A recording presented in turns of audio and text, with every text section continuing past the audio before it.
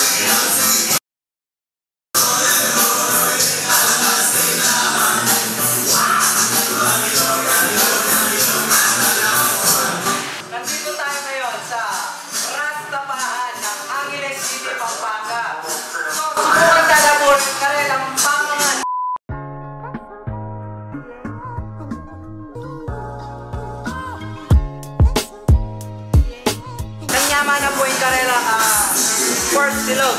Ayan po yung karela pork silog. Sobra yan po yaman. Sobrang lambot ng pork niya. Talagang kahit bungal ka, makakain mo yung pork.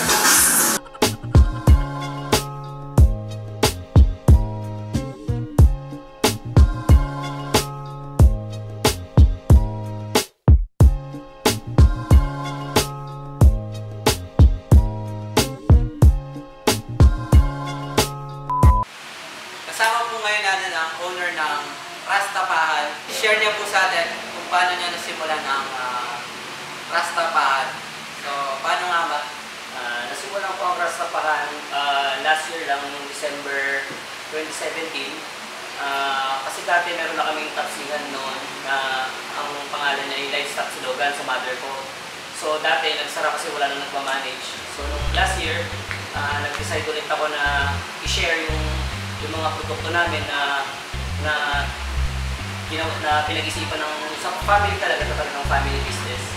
So nabuo yung Rastapahan noong November 19, 2017. Pinangalan ko siya sa anak ko. Ang pangalan kasi ng anak ko is Raz. So doon nabuo yung Rastapahan. Ngayon yung concept na reggae since elementary, high school, so sobrang hilig ko talaga si Bob Marley. Sobrang fanatic ako ni Bob Marley at sa reggae.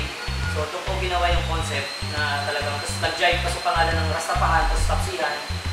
So